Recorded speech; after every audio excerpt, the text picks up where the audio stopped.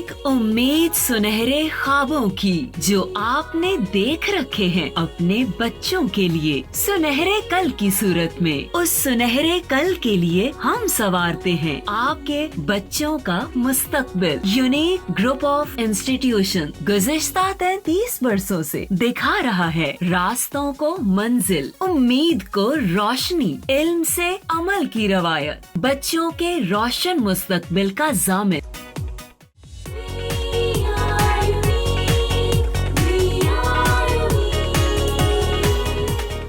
अस्सलाम वालेकुम स्टूडेंट्स, उम्मीद करती हूँ कि आप सब खैरियत से होंगे और घरों में मज़ा कर रहे होंगे। मेरी जो लास्ट में बात आपसे हुई थी वो यही हुई थी कि आप घरों में रहें, महफूज रहें और अल्लाह ताला सबको इस वबा से जल्द निजात दिलाए। ठीक है, और आप लोगों से बात करती चलूँ कि जैसे मैंने लास्ट पे बात की थी कि ईमान की मजबूती की, तो ईमान का मजबूत होना बहुत ज़रूरी है, क्योंकि हमारा ईमान मजबूत होगा। ईमान कैसे मजबूत हो सकता है, यानी कि हम कैसे अपने ईमान को मजबूत कर सकते हैं? तो ईमान को मजबूत करने का तरीका यह है कि आप अपना जो यकीन है कि अल्लाह ताला एक हैं, इस चीज़ पे कामिल यकीन होना चाहिए। यकीन होना चाहिए कि अल्लाह ताला चार सू हैं। इन्नल्लाह अला कुल्ली शैइन कदीर की जब हम बात करते हैं कि अल्लाह ताला हर चीज़ पे कादिर है, तो ये एक छोटा सा वायरस क्या चीज़ है? ठीक है, तो हमारे रिलीजन में इसमें बार बार आपको ये इंस्ट्रक्शन दी गई हैं कि अपने हाथ बार बार धोएं, ठीक है, सफाई का ख़ास ख्याल रखें। तो अगर आप देखो तो हमारा तो मज़हब जिसके आधा ईमान ही सफाई है, सफाई निस्फ ईमान है, तो हम तो बहुत लकी हैं। ठीक है, तो हम इस सफाई को मज़ीद अपने ईमान का हिस्सा, हमारा आधा ईमान तो तभी मुकम्मल हो जाता है जब हम पाको साफ़ रहते हैं। तो पाको साफ़ हमने सिर्फ जिस्मानी तौर पे नहीं रहना, ज़ाहरी तौर पे नहीं रहना, बल्कि बातनी तौर पे भी रहना है, यानी कि हमारा इनर भी साफ़ हो। और इनर को साफ़ कैसे करना है? जब हमारा अल्लाह ताला से कनेक्शन होगा, जब हम अल्लाह ताला की बताई हुई तालीमात पे अमल करेंगे। ठीक है, तो ये सारी चीज़ें चलती हैं और इसी पे अमल करके हम एक अच्छे इंसान, एक अच्छे मुसलमान बन सकते हैं। हमें कोशिश ज़रूर करते रहना चाहिए, क्योंकि बिल आखिर हमारा अक़ीदा ये है कि हमने वापस लौट के जाना है अपने खुदा के पास और रोज़े क़यामत हमारा हिसाब होना है। तो जब हमने अपने अल्लाह ताला से मिलने जाना है रोज़े क़यामत, तो क्यों ना हम अपने साथ अच्छी अच्छी चीज़ें लेके चलें। तो हम क्यों ना अपने साथ वो अच्छे चीज़ें, अच्छे अमाल लेके जाएं, ताकि हमारे अल्लाह ताला हमसे खुश हों। जब हमारी उनसे मुलाकात हो रोज़े क़यामत, तो अल्लाह ताला हमारे अमाल की वजह से हमसे राज़ी हों। ठीक है, तो छोटी छोटी बातों में नेकियां तलाश करें, छोटी छोटी बातें, उनके अंदर अच्छाइयाँ ढूंढें, पॉजिटिविटी देखें। ठीक है, और पॉजिटिव रहने की कोशिश करें। अल्लाह ताला आप सबको महफूज रखे और अपनी हिफ्ज़-ओ-मान में रखे, मेरी आप सबके लिए यही दुआ है। आज हमारे पास है लेक्चर नंबर 2 और चैप्टर हमारे पास वही है, पाकिस्तान की नज़रियाती असास, क्लास 9th है। और आपको मैं थोड़ा सा प्रीवियस लेक्चर का प्रीव्यू दे देती हूँ, थोड़ा सा हम उसको रिवाइज़ कर लेते हैं। तो लास्ट लेक्चर के अंदर मैंने आप लोगों से डिस्कस किया था पेपर पैटर्न पाक स्टडी का। मैंने आप लोगों से इसके अलावा डिस्कस किया था कि हमारी जो 9th क्लास की पाक स्टडी की बुक है वो चेंज हुई है, उसके हवाले से मैंने आपको बताया था। उसके अंदर चैप्टर्स की डिवीजन बताई थी, इवन चैप्टर्स के नेम बताए थे। देन हमने अपना जो पहला चैप्टर था, फर्स्ट चैप्टर था, date was ideological basis of Pakistan, यानी पाकिस्तान की नज़रियाती असास, उसको एक्सप्लोर करने की कोशिश की थी। उसके अंदर हमारे पास पहला टॉपिक था नज़रिया, और हमने उस पर काफ़ी डिटेल में बात की थी, और मैं उम्मीद करती हूँ कि आपको बहुत अच्छे से समझ आया होगा। और नज़रिया जो है उसके ऊपर बात की थी, आइडियोलॉजी पे बात की थी, हमने उसकी डेफिनेशंस को देखा था, मुख्तलिफ उसकी डेफिनेशंस थी, क्योंकि हमने बात की थी कि जो मुख्तलिफ रिसर्चर्स हैं, ठीक है, या मुख्तलिफ जो स्कॉलर्स हैं, उनके मुख्तलिफ पॉइंट ऑफ व्यू हैं और वो नज़रिए को इस तरह से डिफ़ाइन करते हैं। ठीक है, आइडियोलॉजी को इस तरह से डिफ़ाइन करते हैं। तो हमने कोई 5 to 6 डेफिनेशंस जो थी उनको हमने एक्सप्लोर किया था और समझा था। उसके बाद हमने जो सोर्सेज ऑफ आइडियोलॉजी थे कि नज़रिया हमें कहाँ से मिल सकता है, ख़यालात कहाँ से जन्म लेते हैं, तो हमने उनका ओरिजिन क्या है, तो हमने उस पर बात की थी। और नज़रिए के माखज़ पे हमने बात की थी कि जी कॉमन रिलीजन से मिल सकता है, पॉलिटिकल पर्पस कॉमन होते हैं तो हमें आइडियोलॉजी मिल जाती है, कॉमन एजुकेशनल ऑब्जेक्टिव्स हैं, कॉमन इकनॉमिक ऑब्जेक्टिव्स हैं, और इसके अलावा जो पॉलिटिकल हैं ऑब्जेक्टिव्स ये हैं हमारे पास, कल्चरल ऑब्जेक्टिव्स हैं। तो हमने इन सब जो ऑब्जेक्टिव्स थे इन सब को हमने एक्सप्लोर किया था और डिटेल में समझा था। और उसमें हमने जो बात की थी, इस नज़रिए को हमने रिलेट किया था अपने जो इस्लाम के साथ रिलेट किया था, हमने इसे तहरीक पाकिस्तान के हवाले से भी डिस्कस किया था। तो इन तमाम बातों को हमने देखा था। ہمارے پاس اس کا جو لاسٹ پوائنٹ تھا وہ رہتا تھا نظریہ کی اہمیت. تو یہ چھوٹا سا پوائنٹ ہے, اس کو کور کریں گے پہلے. تو نظریے کی اہمیت کیا ہے؟ بیسیکلی نظریہ جو ہے وہ کسی بھی انسان کی سوچ کی عکاسی کرتا ہے کہ جو کچھ میں اس وقت سوچ رہی ہوں وہ جب میرے بیان میں آ جاتی ہے یا میرے اعمال میں آ جاتی ہے یا میرے ایکشنز میں آ جاتی ہے یا میری روزمرہ کی زندگی میں وہ سوچ نظر آنا شروع ہوتی ہے تو وہ کیا ہے, وہ لوگوں کو سے میری سوچ کا, میرے خیالات کا پتہ چلتا ہے. ٹھیک ہے. اور جو قومیں ہوتی ہیں وہ اسی وجہ سے زندہ ہوتی ہیں.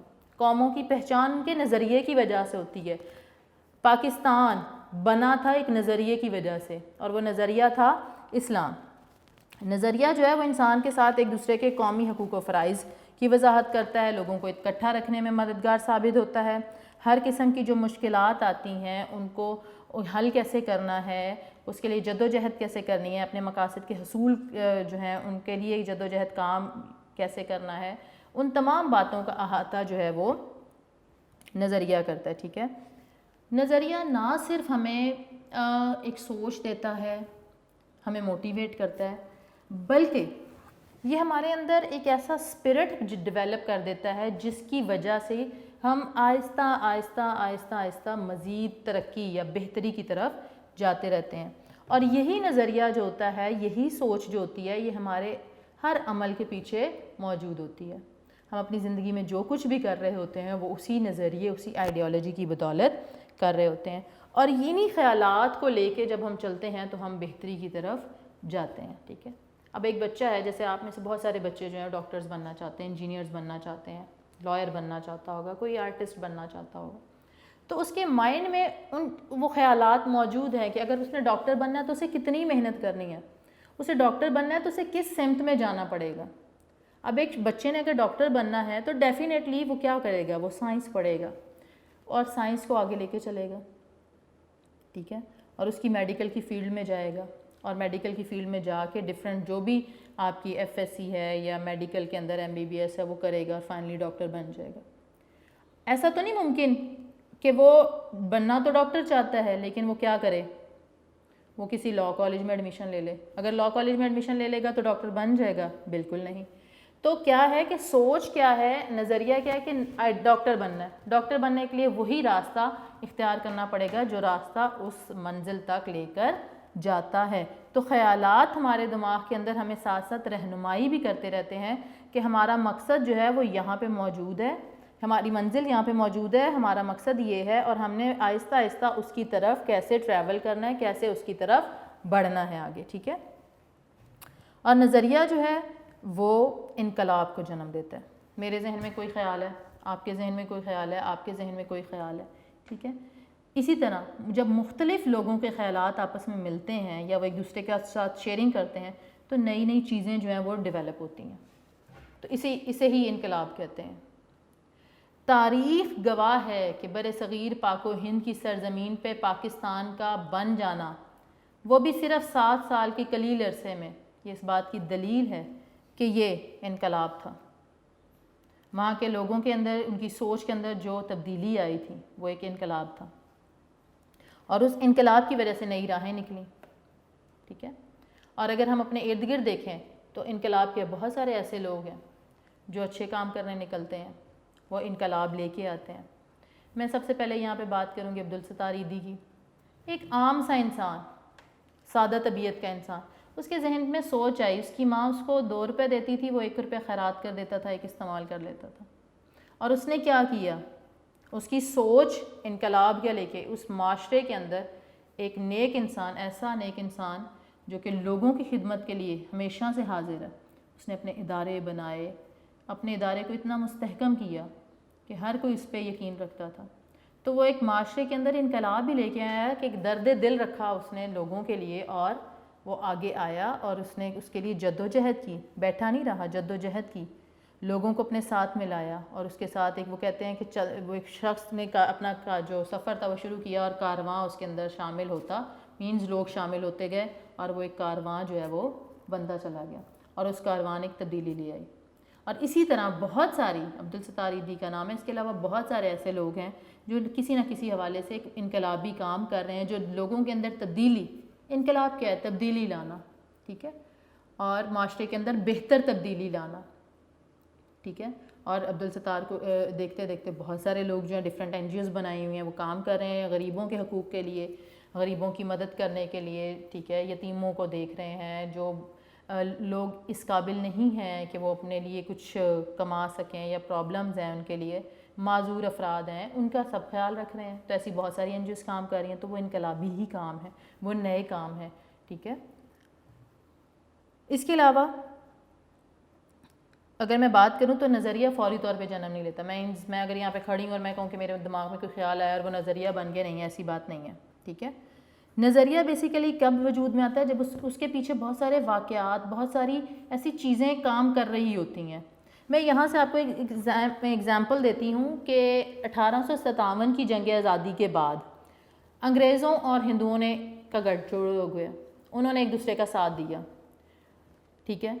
ایسا ساتھ دیا کہ مسلمانوں کو انہوں نے پیچھے دھکیل دیا, مسلمانوں سے انہوں نے جائیدادیں ضبط کر لی, مسلمانوں کی جابز نہیں دی, ان کو تعلیم میں پیچھے چھوڑ دیا, اور اسی طرح ان کے کاروبار بھی بند کرا دی. بہت سارے معاملات میں ان کو پیچھے چھوڑ دیا.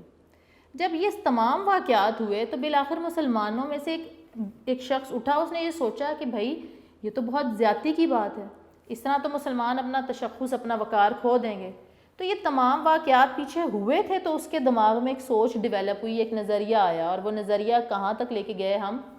پاکستان کے حصول کے لیے, علیحدہ وطن کے حصول کے لیے, کہ بھائی ان لوگوں کے ساتھ رہنا تو بہت مشکل ہے.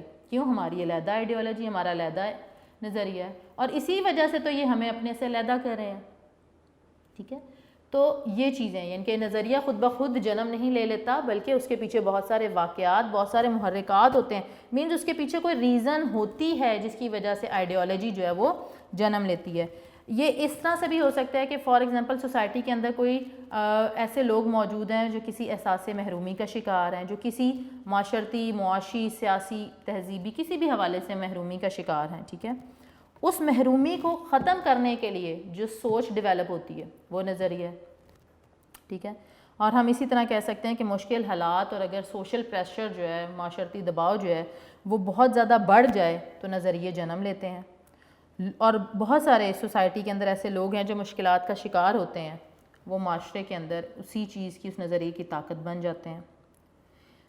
امریکہ کے اندر یہ جو سیاہ رنگت, سیاہ فام جو ہوتے ہیں, ٹھیک ہے, اس کے اندر تھوڑا سا ہمیشہ سے وہ کنٹراڈکشن ان کے اندر رہا ہے کہ بلیک پیپل اور وائٹ پیپل, کیونکہ وہ سفید گورے جو ہیں وہ اپنے آپ کو برتر محسوس کرتے ہیں, سمجھتے ہیں, اور وہ سمجھتے ہیں کہ جی جو امریکہ ہے یا دنیا میں صرف گورے لوگوں کی حکومت ہونی چاہیے, کالے لوگوں کا کوئی حق نہیں ہے. تو یہ سیاہ رنگت کے لوگوں کو مساوی حقوق نہیں دیے جاتے تھے.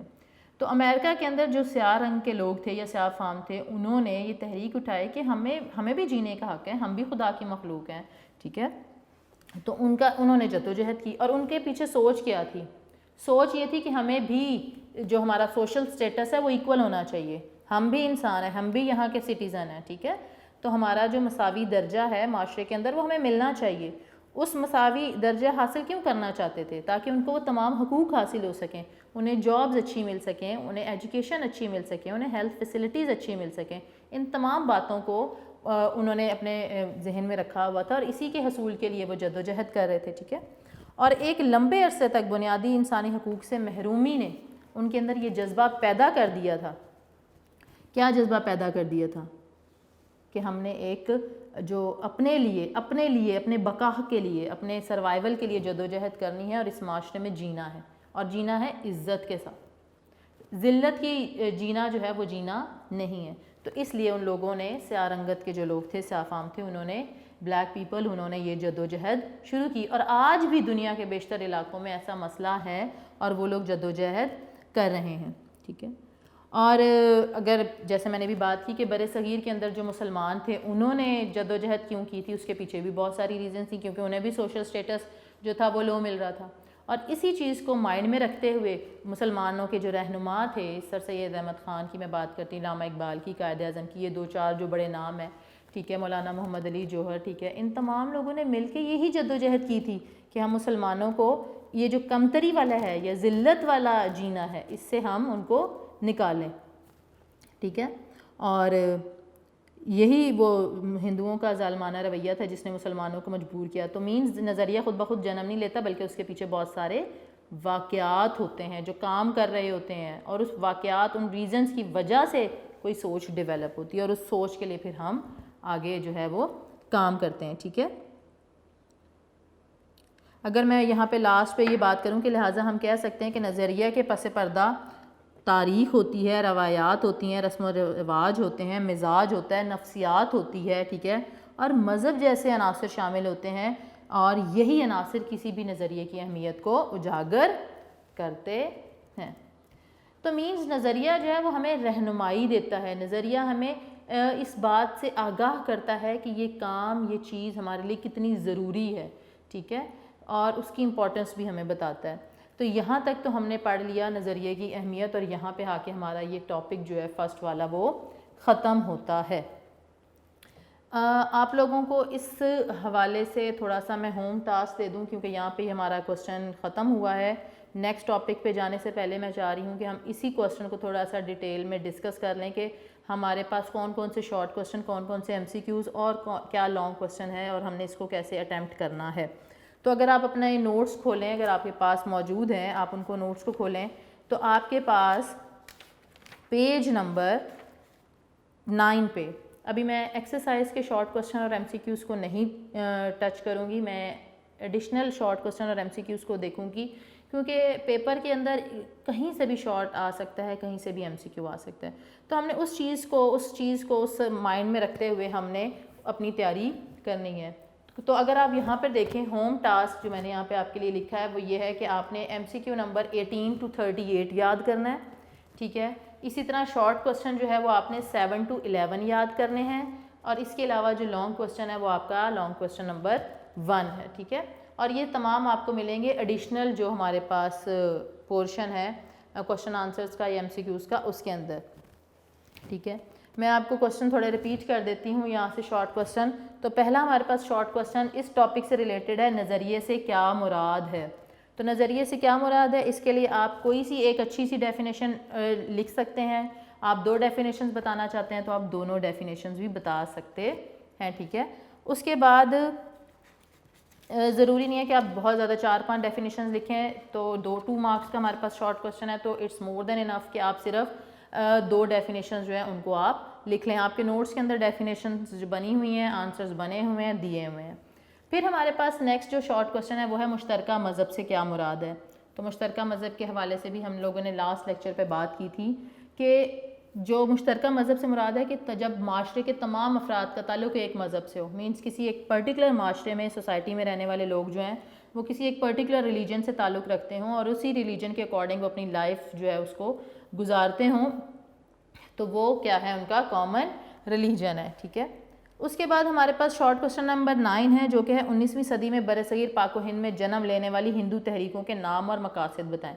تو میں نے آپ کو جب ٹاپک پڑھایا تھا تو میں نے اس میں 2 تحریکوں کا ذکر کیا تھا. ٹھیک ہے, جس کے اندر آریائی سماج تھی اور برہمو سماج, یہ 2 تحریکیں تھیں جن کا ذکر تھا, اور مقصد دونوں کا ایک ہی تھا, کامن پرپس تھا کہ پروموشن آف ہندوازم, اور جو مسلمز تھے ان کو آپ نے ڈی گریڈ کرنا تھا, مسلمانوں کو ڈی گریڈ کرنا, اور پروموشن آف ہندوازم ان کا پرپس تھا.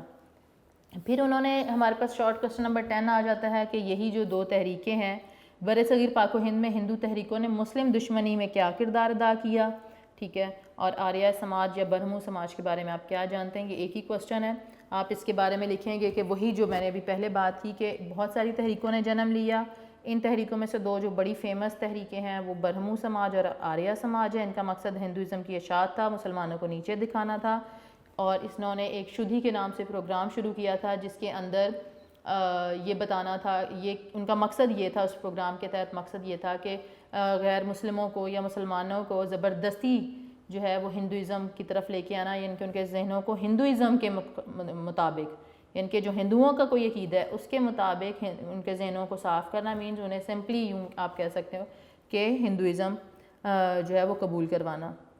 اور اس کے علاوہ مسلم دشمنی کے لیے جو تقاریر تھیں, اشتعال انگیز یا غصے سے بھری, نفرت بھری تقاریر جو تھیں, وہ تقاریر بھی جو تھیں وہ اس تحریکوں کا حصہ تھیں. اس کے بعد ہمارے پاس شارٹ کوسچن نمبر 11 ہے جو کہ ہے نظریے کی اہمیت کے کوئی سے 4 نکات لکھیں. تو آپ اس کے 4 پوائنٹس لکھ سکتے ہیں. پہلا پوائنٹ یہی کہ نظریہ لوگوں کی سوچ کی عکاسی کرتا ہے, لوگوں کو نمبر 2 لوگوں کو متحد رکھتا ہے. نمبر 3 نظریہ خود تو انویزیبل ہے, نظر نہیں آتا, لیکن نظریے کے تحت وجود میں آنے والی جو اقوام ہیں, قومیں ہیں, ان کا ایک وجود موجود ہوتا ہے. ٹھیک ہے, وہ زندہ نظر آتی ہیں. اور نظریہ جو ہے وہ انقلاب کو جنم لیتا ہے اور نئی نئی راہیں جو ہیں وہ کھولتا ہے. اگر میں یہ کہوں کہ اگر کوئی شخص یا کوئی قوم اپنے نظریے کو بھول جاتی ہے یا اپنے نظریے سے پیچھے ہٹتی ہے تو وہ قوم, اس کا وجود جو ہے وہ خطرے میں, اس کا تشخص جو ہے وہ خطرے میں پڑ جاتا ہے. تو بہتر کیا ہوتا ہے کسی قوم کے زندہ رہنے کی نشانی یہی ہے کہ جب تک وہ اپنے نظریے کے ساتھ جڑی رہتی ہے. یہاں تک تو تھے آپ کے شارٹ کوسچنز. اگر ایم سی کیوز, جیسے میں نے یہاں پہ نمبر لکھا ہے کہ ایم سی کیوز آپ کے 18 to 38 ہیں, تو 18 to 38 کے قیام پاکستان کس صدی کا واقعہ ہے؟ ٹھیک ہے, تو قیام پاکستان 20ویں صدی کا واقعہ ہے. پھر انگریزی نظریے کے لیے انگریزی میں کون سا لفظ استعمال ہوتا ہے؟ تو ڈیفینیٹلی آئیڈیالوجی. سو اسی طرح یہ سارے ایم سی کیوز یہاں پر موجود ہیں. ہندی کس طرح لکھی جاتی ہے؟ عربی رسم الخط میں لکھی جاتی ہے, فارسی رسم الخط میں لکھی جاتی ہے, جاپانی رسم الخط میں لکھی جاتی ہے, یا دیوناگری رسم الخط میں لکھی جاتی ہے. تو میں نے اپنے پریویس لیکچر میں آپ لوگوں کو بتایا تھا کہ ہندی زبان جو ہے وہ لیفٹ ٹو رائٹ یعنی دیوناگری زبان جو رسم الخط ہے, اسکرپٹ ہے, اس میں لکھی جاتی ہے. ٹھیک ہے, اور ایک پھر ایم سی کیو ہے جیسے کہ امریکہ میں سیاہ رنگت کے لوگوں نے جد و جہد کی. تو کس کے لیے جد و جہد کی تھی؟ ابھی میں نے بات کی ہے, انہوں نے مساوی حقوق کے لیے جد و جہد کی تھی. تو اگر آپ نے لیکچر تھورلی سنے ہوں گے, سمجھے ہوں گے, تو آپ کے لیے یہ ایم سی کیو یاد کرنا کوئی مشکل بات نہیں ہے. اور سب سے جو اہم بات یہی ہے کہ اگر آپ ایک لانگ کوسچن یاد کر لیتے ہیں تو اس کے اندر جتنے بھی ریلیونٹ ایڈیشنل شارٹ ہوتے ہیں یا ایڈیشنل ایم سی کیوز ہوتے ہیں وہ سارے کور ہو جاتے ہیں. اب آگے بڑھتے ہیں اپنے لانگ کوسچن کی طرف. تو لانگ کوسچن جو ہے وہ ہے نظریہ کے ماخذ اور اہمیت واضح کریں. ٹھیک ہے, یہاں پہ میں آپ کو تھوڑا سا اس کا بتا دیتی ہوں کہ آپ نے اس کو اٹیمپٹ کیسے کرنا ہے, یا اس کو جو مکمل جو اس کا جواب ہے اس کے بارے میں آپ کو بتاؤں. سوال ہے ہمارے پاس, نظریہ کے ماخذ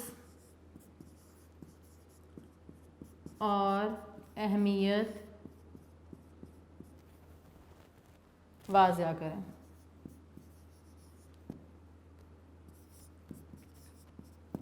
ٹھیک ہے, اب ہم نے جب یہ سوال لکھنی ہے, ہمارا لانگ کوسچن ہے, لانگ کوسچن نمبر 1 آپ کی ایکسرسائز کا. ٹھیک ہے, اس کے اندر ہم نے کون کون سے پوائنٹس ڈسکس کرنے ہیں. سب سے پہلے جو اس کے اندر اس کے اہم نکات ہوں گے ہم ان کی بات کرتے ہیں, اور وہ میں یہاں پہ آپ کے سامنے لکھ رہی ہوں.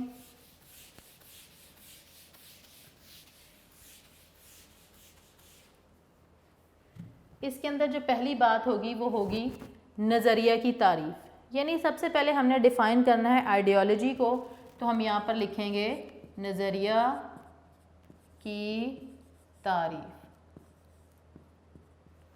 اس کے بعد ہمارے پاس یہاں پہ آپ دو ڈیفینیشنز جو ہیں, یہ 2 ڈیفینیشنز دے دیتے ہیں تو کافی ہے. وہی جیسے آپ نے شارٹ کوسچن میں یاد کیا ہوگا اسی کو آپ یہاں پر لکھ دیں گے. اس کے بعد ہماری جو سیکنڈ ہیڈنگ بنے گی وہ ہیڈنگ بنے گی نظریہ کے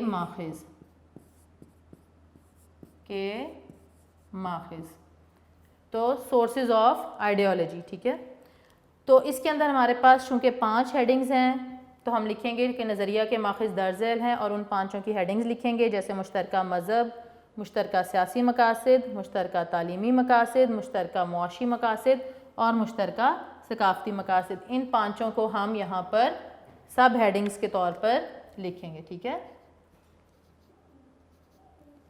یہاں پہ آپ اسے لکھیں گے جیسے میں یہاں پہ آپ کو لکھ کے دکھاتی ہوں.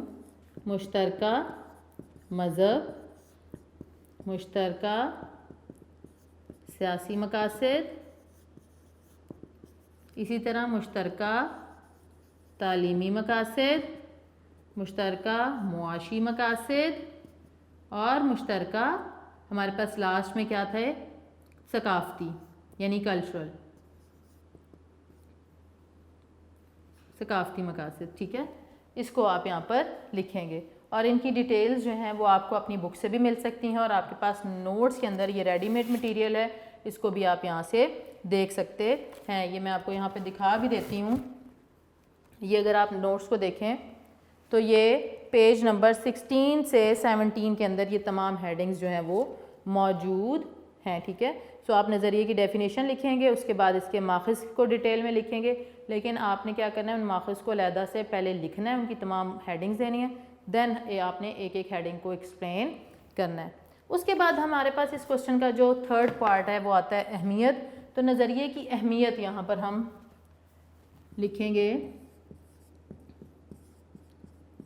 کی اہمیت, اور اس اہمیت کے اندر جو ہم نے ہمارے پاس ایک بک کے اندر تو یہ پیراگراف کی فارم میں موجود ہے, لیکن ہم اس کو ہیڈنگز بنا سکتے ہیں اپنے کوسچن کو زیادہ امپریسو بنانے کے لیے. سب سے پہلے ہم یہ دیکھیں گے کہ ہم نے ابھی پڑھا کہ یہ کیا کرتے ہیں کہ حقوق و فرائض سے آگاہی دیتے ہیں. تو ہمیں پہلا ہم لکھ سکتے ہیں کہ حقوق و فرائض کا تعین.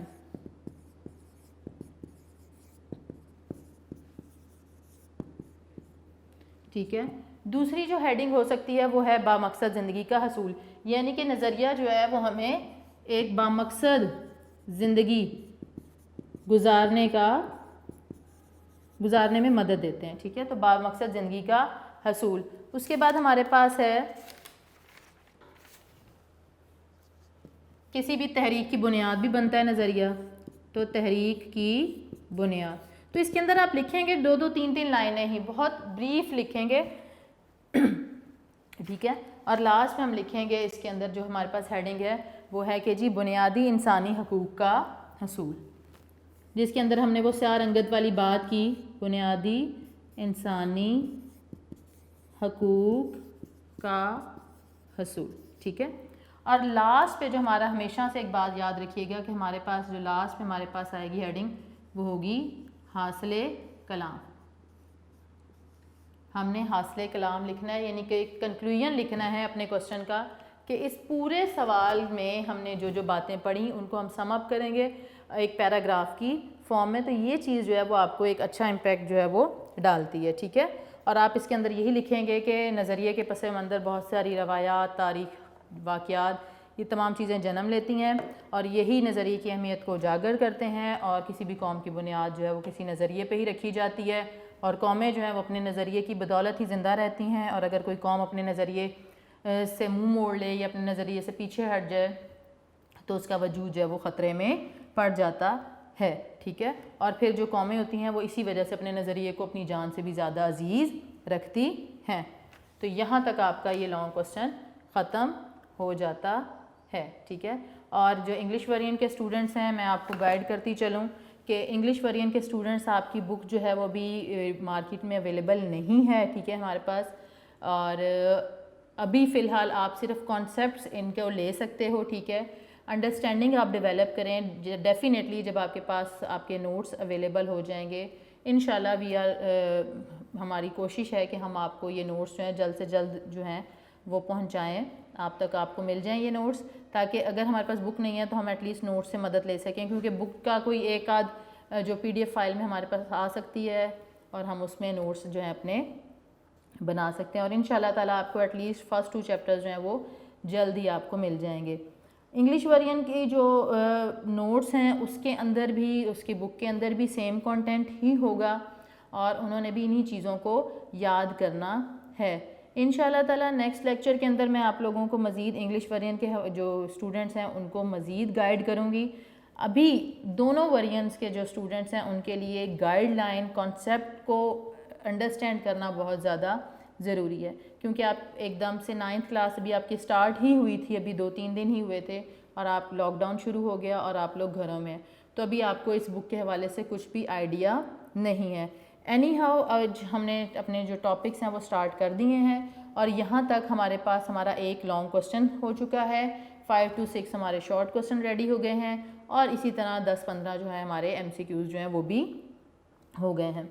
اگر آگے بڑھیں اس لیکچر کے اندر تو ہمارے پاس جو نیکسٹ ٹاپک ہے وہ ہے نظریہ پاکستان. نظریہ پاکستان, ابھی ہم نے نظریے کو ایکسپلین کیا, بہت اچھے سے سمجھا, تو اب ہمارے لیے نظریہ پاکستان کو سمجھنا بہت ہی آسان ہو جائے گا, ٹھیک ہے. تو اب ہم دیکھیں گے نظریہ پاکستان کا مفہوم، لیکن اس کو میں تھوڑا سا آپ کے ساتھ ڈسکس کروں گی ان اے جنرل وے تاکہ آپ لوگوں کو آئیڈیا ہو جائے کہ ہم آگے کیا کرنے جا رہے ہیں. جی تو ہم نظریہ پاکستان کی بات کر رہے ہیں اور نظریہ پاکستان کو ہم نے ایکسپلین کرنا ہے کہ نظریہ پاکستان کیا ہے. نظریہ تو ہمیں سمجھ آ گیا، اب کانسیپٹ کیا ہے کہ نظریہ پاکستان یعنی آئیڈیالوجی آف پاکستان کو انڈرسٹینڈ کرنا. تو اگر آپ کی میں بک سے تھوڑا سا دیکھوں تو سب سے پہلی جو بات وہ اس کانٹینٹ میں لکھتے ہیں وہ لکھتے ہیں کہ اسلامی نظریہ حیات نظریہ پاکستان کی بنیاد ہے. یعنی اسلامی نظریہ حیات، اسلامی نظریہ حیات، یہ جو ہے یہ نظریہ پاکستان کی بنیاد ہے. اگر آسان لفظوں میں یہ کہا جائے کہ برصغیر یا جنوبی ایشیا کے تاریخی حوالوں سے دیکھا جائے تو مسلمانوں کا یہ شعور تھا کہ وہ اسلامی نظریہ حیات کی بنیاد پر دوسری اقوام سے مختلف ہیں. مطلب یہ وہ پوائنٹ تھا، یہ وہ نظریہ تھا اسلامی نظریہ حیات جو کہ نظریہ پاکستان کی بنیاد ہے. تو اب ہمیں سب سے پہلے اس بنیاد کو سمجھنا ہے کہ اسلامی نظریہ حیات کیا ہے. تو اسلامی نظریہ حیات کیا ہے؟ لا الہ الا اللہ، کہ اللہ تعالیٰ ایک ہے، اس پہ ایمان لانا. ٹھیک ہے، اس کے اندر عقیدہ رسالت شامل ہو جاتا ہے. ٹھیک ہے کہ اللہ نے بہت سے انبیاء کرام بھیجے ہیں، 1,24,000 پیغمبر بھیجے انسانوں کی ہدایت کے لیے. اور پھر اس بات پہ بھی کامل یقین رکھنا کہ حضرت محمد صلی اللہ علیہ وآلہ وسلم اللہ کے آخری نبی ہیں. ٹھیک ہے، تو اسلامی نظریہ حیات یہ ہے. یہ تو صرف اس چیز سمجھنا ہے کہ یہ سوچ کیا ہے، یہ عقیدہ کیا ہے. اسلامی نظریہ جو کیا ہے لا الہ الا اللہ پہ بیس کرتا ہے. ٹھیک ہے، اور ہم سب کیا ہیں لا الہ الا اللہ کے ماننے والے. ایک موقع پر قائد اعظم نے یہ فرمایا تھا کہ پاکستان تو اسی روز وجود آ گیا جب برصغیر کا پہلا ہندو مسلمان ہوا تھا. تاریخ میں یہ بات بھی ملتی ہے کہ برصغیر کے اندر پاکستان کی بنیاد تو اسی دن پڑ گئی تھی جب 712 کے اندر محمد بن قاسم نے یہاں پر قدم رکھا. ٹھیک ہے، تو اگر اس کو میں اتنی پرانی بات سے 712 کی بات ہے، اتنی پرانی تاریخ سے ریلیٹ کروں تو آپ کو سمجھ آ جائے گی کہ ہم بینگ اے مسلم اس بات پہ یقین رکھتے ہیں. ٹھیک ہے، نظریے کی تعریف کی روشنی میں اگر دیکھا جائے تو نظریہ پاکستان کیا ہے؟ وہ لاہ عمل تھا جس کی بنیاد ایک خاص نظریہ یعنی اسلام پر رکھی گئی. اسلام کیا ہے؟ مذہب ہے. ٹھیک ہے، اور آج سے کئی 100 سال پہلے یہ آیا، مذہب وجود میں آیا. ٹھیک ہے، اور اس کو واضح کرنے کی روشنی میں اگر دیکھا جائے تو اسلام کو ایک تہذیبی، ثقافتی، تمدنی، سیاسی اور معاشی نظام کے طور پہ نافذ کرنا. جو میں نے پہلے جو ہماری ڈیفینیشن تھی نظریہ کی، اگر آپ کو یاد ہو کہ ایسا پروگرام، ایسا لاہ عمل جس کی بنیاد کسی فکر جو فلسفہ ہے، تفکر ہے، اس پہ رکھی گئی ہو اور مقصد کیا ہو؟ انسانی مسائل کے حل. اور انسانی مسائل کون سے ہیں؟ سیاسی ہیں، معاشرتی ہیں، تہذیبی ہیں. ٹھیک ہے، اور ان کے حل کے لیے جو لاہ عمل تیار کیا جاتا ہے اسے ہم نظریہ کہتے ہیں. تو اس کا مطلب یہ ہے کہ نظریہ پاکستان سے مراد اسلامی لاہ عمل تھا، اسلامی پروگرام تھا، یا اسلامی پروگرام تھا، لاہ عمل تھا جس کی ضابطہ تھا. اسلام بیسیکلی ایک ضابطہ تھا، قانون تھا اسلام، جس کی بنیاد اسلامی سوچ پہ، اسلامی تعلیمات پہ رکھی گئی تاکہ مسلمانوں کو ان کی معاشرتی زندگی بہتر بنانا، ان کی سیاسی زندگی بہتر بنانا، ان کی تہذیبی زندگی بہتر بنانا اور ان کی معاشرتی زندگی بہتر بنانا. یعنی کہ ان تمام مسائل کو جو معاشرے میں رہتے ہوئے مسلمانوں کو جو مسائل ہیں ان کا جو سامنا، مسائل کا وہ جو سامنا کر رہے ہیں ان کو ہم نے حل کیسے کرنا ہے، اس کے پیچھے کیا تھی؟ اسلام کی سوچ جو تھی وہ تھی.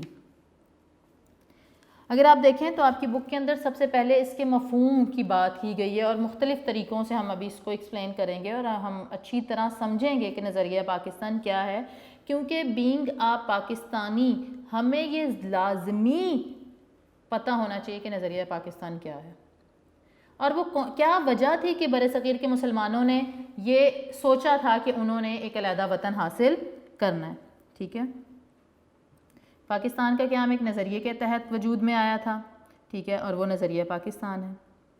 نظریہ پاکستان کی حیثیت پاکستان کے وجود میں روح کی حیثیت ہے. انسانی جسم ہے نا، ہمارے اندر سے روح نکل جائے تو جسم بیکار ہے، جسم کی کوئی وقت نہیں ہے، کوئی حیثیت نہیں ہے.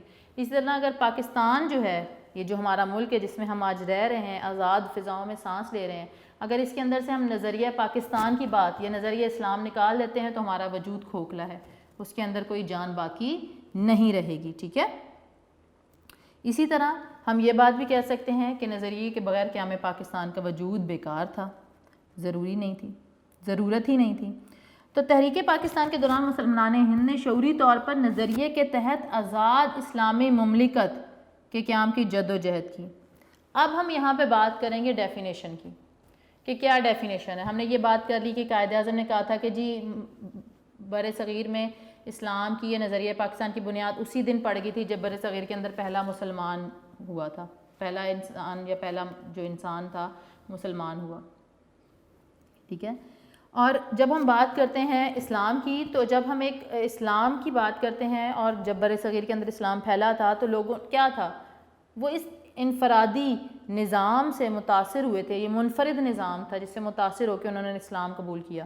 اور جب ہم ایک دائرے سے، ایک پرانے مذہب سے یا پرانے عقائد کے ساتھ جڑے ہوتے ہیں تو ہم ایک پرانے دائرے میں رہ رہے ہوتے ہیں، اور اس نئے مزاج کو، نئے اسلام کو یا اسلام کو قبول کرنا، اس کا مطلب یہ ہے کہ ہم اپنے پرانے دائرے کو، عقائد کو توڑ رہے ہیں، چھوڑ رہے ہیں، ان سے ناطہ توڑ کر ایک نئے عقائد کے ساتھ ناطہ جوڑ رہے ہیں۔ تو یہ جو ٹریولنگ ہے، یہ جو سفر ہے ایک پرانے عقائد سے نئے عقائد میں آنا، اور وہ ایسے عقائد جو کہ ہمیشہ رہنے والے ہیں، جو آپ کو سیدھا راستہ دکھائیں گے، جو انسانیت کی بھلائی کے لیے ہیں، وہ کیا ہیں؟ تو نظریہ پاکستان ہے۔ اب یہاں پر نظریہ پاکستان کی جو ڈیفینیشن آپ کی بک کے اندر دی گئی ہے وہ ڈیفینیشن یہی ہے کہ نظریہ پاکستان سے مراد ایک الگ خطہ زمین، یعنی کہ ایک ایسا پیس آف لینڈ لینا تھا، ٹکڑا زمین کا لینا تھا، جس کے اندر کیا ہو، جس کے اندر مسلمان بر صغیر قرآن و سنت کی روشنی میں اسلامی قدروں اور نظریات کو محفوظ کر سکیں۔ یعنی کہ بر صغیر میں رہتے ہوئے مسلمانوں کے نظریات، ان کے عقائد محفوظ نہیں تھے، تو اس بات کو رکھا گیا کہ اگر مسلمان اپنا تشخص برقرار رکھنا چاہتے ہیں تو انہیں زمین کے ایک ایسے ٹکڑے کی ضرورت ہے جہاں پر وہ اپنے نظریات کو محفوظ بنا سکیں، ٹھیک ہے، اور ساتھ ہی ساتھ اپنی زندگی اسلام کے وضع کردہ اصولوں کے مطابق گزار سکیں، ٹھیک ہے۔ اور نمبر 2 جو ہمارے پاس ڈیفینیشن ہے وہ یہ ہے کہ تحریک پاکستان اور تعمیر پاکستان کے مجموعی تصور کو، تحریک پاکستان، پاکستان کے حصول کے لیے جو جد و جہد کی گئی، جو واقعات رونما ہوئے، ٹھیک ہے، اس کو تحریک پاکستان کہتے ہیں، اور تعمیر پاکستان، پاکستان بن چکا، ٹھیک ہے، پاکستان بنا، تو ان دونوں کے جو مجموعہ ہے، ان دونوں کے جو مجموعی تصورات ہیں ان کو ہم نظریہ پاکستان کہتے ہیں۔ یعنی کہ وہ کون سی سوچیں تھیں جن کی وجہ سے تحریک پاکستان کے اندر جان آئی، وہ کون سی بات تھی جس کی وجہ سے تعمیر پاکستان ممکن ہو سکا، تو وہ کیا تھی؟ وہ نظریہ پاکستان تھی۔ اور لاسٹ جو 3rd ڈیفینیشن ہے وہ یہ ہے کہ نظریہ پاکستان وہ نظریاتی بنیاد ہے، یعنی ایسی بیس ہے، آئیڈیالوجیکل بیس ہے جس کے تحت بر صغیر کے مسلمانوں نے اپنی شناخت، یعنی اپنی آئیڈینٹی، ٹھیک ہے، اپنے رائٹس، اپنے لیے سیپریٹ کنٹری، اور جو ویلفیئر تھی، سوشل ویلفیئر لوگوں کی، نیشن کی، ٹھیک ہے، اس کے لیے جد و جہد کی۔ تو یہاں تک تو ہم نظریہ پاکستان کے مفہوم کو سمجھنے میں کامیاب ہو گئے ہیں، ٹھیک ہے۔ اس مفہوم کو مزید ہم کیسے سمجھ سکتے ہیں اس کے حوالے سے بات کریں گے کہ نظریہ پاکستان جو ہے اسلامی جمہوریہ پاکستان، جو کہ مکمل نام ہے پاکستان کا، اسلامی جمہوریہ پاکستان آئین کی روح سے، تو ہم یہ کہہ سکتے ہیں کہ نظریہ پاکستان اسلامی جمہوریہ پاکستان کی روح ہے، اور اسی کی وجہ سے ہم محفوظ بھی ہیں، سلامت بھی ہیں، اور پاکستان کے وجود کا انحصار اسی نظریے پہ ہے جس کی بنیاد پر وہ وجود میں آیا۔ اس بات کو یہیں پہ ختم کرتے ہیں، اور مزید اس کے بارے میں ہم انشاءاللہ تعالیٰ آگے جا کے پڑھیں گے اپنے نیکسٹ لیکچر کے اندر، جس کے اندر ہم مزید وضاحت کریں گے نظریہ پاکستان کی مختلف حوالوں سے، ٹھیک ہے۔ یہ حوالے اسلامی اقدار کے حوالے سے ہو سکتے ہیں، مسلمان جو ریفارمرز آئے ان کے حوالے سے، انہوں نے کیا اس کے بارے میں رائے دی، ٹھیک ہے۔ اس کے علاوہ جو ہمارے پاس اسلامی ریاست اور اقلیتوں کے حقوق ہیں ان کے حوالے سے ہم اس کے مفہوم کو سمجھنے کی مزید کوشش کریں گے۔ میں امید کرتی ہوں کہ یہاں تک آپ کو سمجھ آ گیا ہوگا، اور آپ لوگوں نے اچھے طریقے سے اسے سمجھنا بھی ہے، کوشش کرنی ہے، اور اگر کوئی پوائنٹ کلیئر نہیں ہوتا تو آپ اپنے ٹیچر سے جو ہے رہنمائی حاصل کر سکتے ہیں۔ آپ کو ہوم ٹاسک میں دے چکی ہوں، ٹھیک ہے، آپ نے اس ہوم ٹاسک کو پڑھنا ہے، یاد کرنا ہے، سمجھنا ہے، اور اس کے بعد آپ اس چیز کو یاد کر کے شارٹ کوسچنس کو یاد کر کے لکھا ضرور کریں، کیونکہ لکھنے سے کیا ہوتا ہے کہ آپ کو ایگزامینیشن ہال کے اندر پرابلم نہیں آتی، جو املا کی غلطیاں ہوتی ہیں وہ بھی ختم ہو جاتی ہیں، ٹھیک ہے. اور میں امید کرتی ہوں کہ آپ سب اپنے بہت سارا خیال رکھیں گے، اچھا پڑھیں گے اور اپنے ماں باپ کا کہنا مانیں گے اور اپنے ارد گرد کے ماحول کو صاف ستھرا رکھیں گے، اور آخر میں یہی بات کہ اپنا ایمان جو ہے وہ اللہ پہ قائم رکھیں، اسے مضبوط کرنے کی کوشش کریں اور چھوٹی چھوٹی نیکیاں جمع کریں، کیونکہ بالآخر ہم نے اسی کی طرف لوٹ کے جانا ہے. انشاءاللہ تعالیٰ آپ سے نیکسٹ لیکچر میں ملاقات ہوگی. تب تک کے لیے اپنی ٹیچر مس نائلہ کو اجازت دیجیے. اللہ حافظ.